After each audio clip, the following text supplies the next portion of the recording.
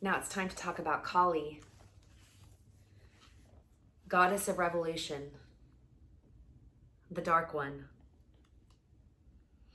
I am not one of those who put the garland of skulls round thy neck and then look back in terror and call thee the merciful. The heart must become a burial ground. Pride, selfishness, and desire all broken into dust. Then and then alone will the mother dance there.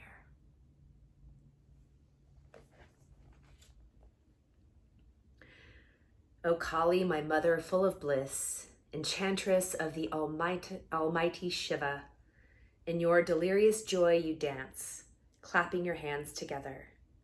You are the mover of all that moves, and we are your helpless toys. Ram Prasad. Wild women don't worry. Wild women don't have no blues. Ida Cox. Wild black locks flow down her back and over her shoulders. The goddess is shown as a beautiful young woman, sometimes, with dark blue skin, naked except what looks like a hula skirt made of severed arms. Her round breasts are full and firm enough to burst off the canvas.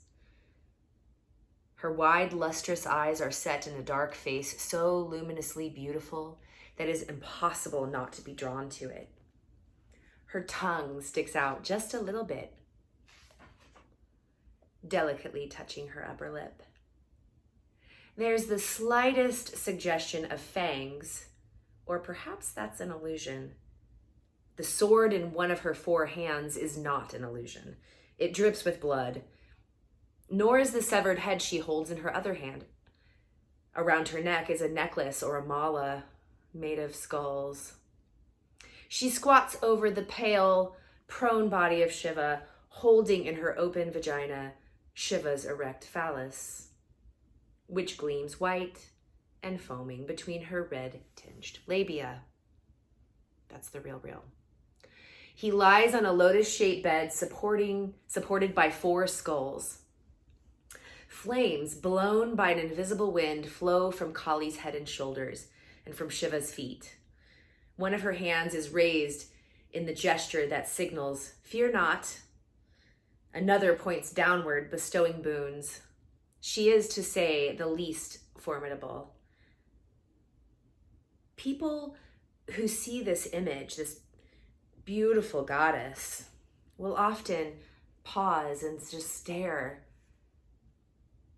And even though it's not very familiar, it is powerful to all of us. This idea of this woman, warrior queen. She is the fiercest of all the warriors in Hindu mythology. Kali first appears as a frenzy, battle-maddened demon slayer, right? Sign me up. Who comes into the world at moments when dark forces or demons threaten civilization and especially the feminine. In the core myth of Kali's emergence, she appears out of Durga's third eye at one of the key moments in the Devi Mahatmya, when the goddess is threatened by 2 demons called Chanda and Munda.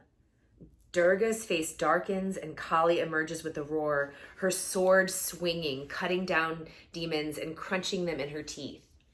At last, Kali cuts off the heads of Chanda and Munda and presents them to Durga.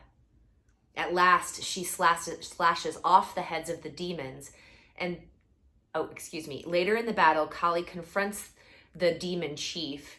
He has a magical power. When drops of his blood spill, they turn into warriors. But Kali, with her long tongue, licks up the blood before it can touch the ground, thus winning the battle. This isn't somebody you want to tango with, right? So we see Kali dancing from her lotus, carrying skulls, wearing them as mala, and this is power. This is energy present in the feminine, and this is stuff that a lot of us have really been taught to kind of ignore, to push down, to push out.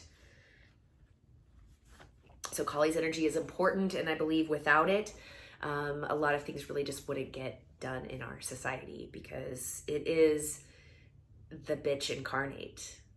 Yeah, I love that, right? So we're going to do a little bit of a meditation on Kali. Let me find the right page. Okay, remember, all of this is available to you in Sally Kempton's book called Awakening Shakti. So sit or lie down comfortably for this exercise. And when you're ready, close your eyes and begin to focus on your breath for a few minutes. Allow your breath to flow in and out, and your awareness to simply rest in that movement. I'd like you to imagine yourself lying on a beach or on a beautiful summer night. You're completely comfortable, very close to the earth. The earth is warm, the breeze is soft. As you look up into the moonless sky, you sense a sacred feminine presence in the darkness. A presence filled with pulsing energy. As she comes closer to you, you begin to recognize the form and the energy of the goddess Kali. You may envision her body as luminous blue black, full-breasted and shining. Or you may sense her kinesthetically. As she comes closer, you find yourself gazing into her eyes, which are shining with love. You sense within her an absolute love and an invitation towards freedom. As you tune into the cosmic energy of Kali, let yourself recognize that this sacred feminine presence sees you completely. She sees your beauty, your woundedness, your doubts, your fears, your karmic blocks, the ways that you've hurt other people.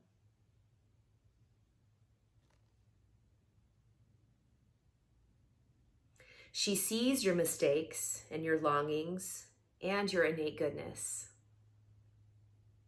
She sees everything that's apparent and everything that's hidden. She sees you and she adores you.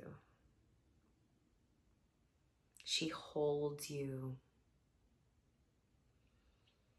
She is fierce wisdom incarnate, the liberating force of grace. She is freedom itself. Let your breath connect you to her glowing sacred heart, to her pulsing, utterly free, energetic core, which is also your own heart. With each inhalation, you draw in the liberating grace of Kali's presence, letting it flow through your body, your being. Let Kali in. And with each exhalation, you allow the sense of whatever within you needs to be released, to be let go, in order that she can dissolve it and let it burn in her flames. Oh, dark mother. Your inhalation and your exhalation are almost like a prayer. I accept freedom. I allow whatever can be released in this moment to be released.